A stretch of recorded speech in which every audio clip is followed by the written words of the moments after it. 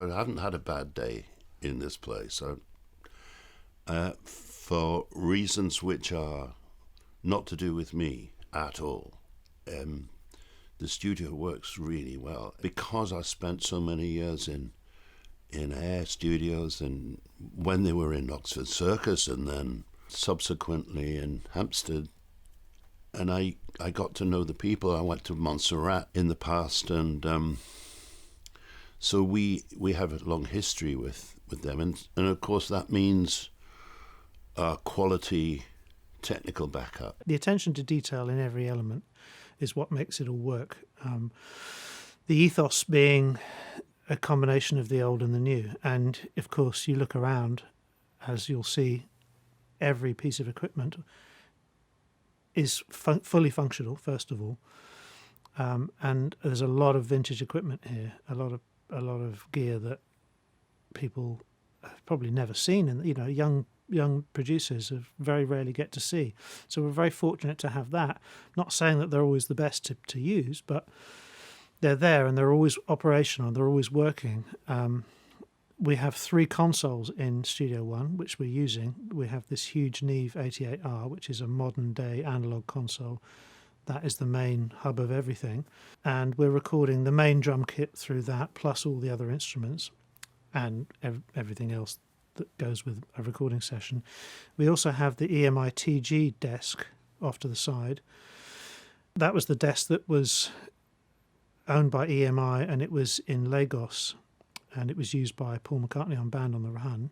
Then we have this amazing artifact called an RCA. It's an RCA broadcast desk from around the late 30s, and it's just a 4-channel desk, and we have a second drum kit, and that is just going through that desk.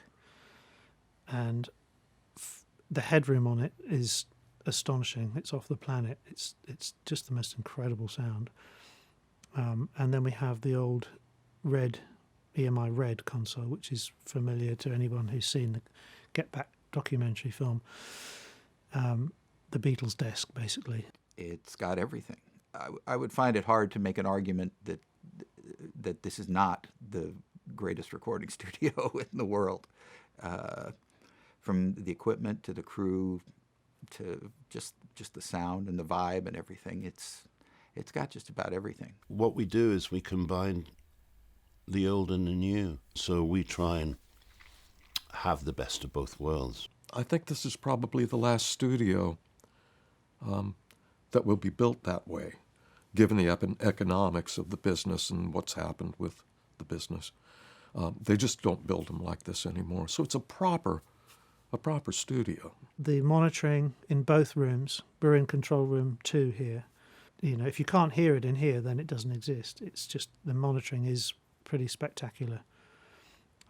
And it's not far off it in 1 either. So, if you've got good monitoring, at least you know what you're dealing with. And then, of course, this is an API legacy console, which just has its own sound. We use this for when Mark and I are in here putting things together. So I'll record his vocals and his guitars with this console.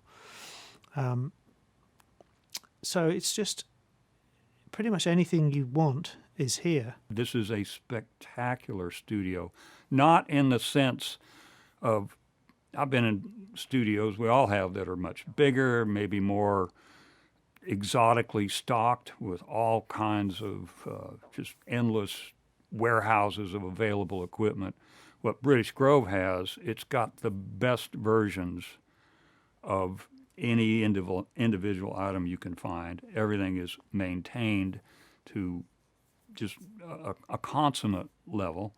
And then because of the way the studio is designed, what they can do with the moving walls and the isolation booths, and even having, a second studio they can tap into. There's so many sonic possibilities just within the building itself. Mark and I, and in the past, Chuck Ainley, who used to be Mark's engineer and producer, we have worked in studios all around the world. And this place is everything good about all the places we've worked in.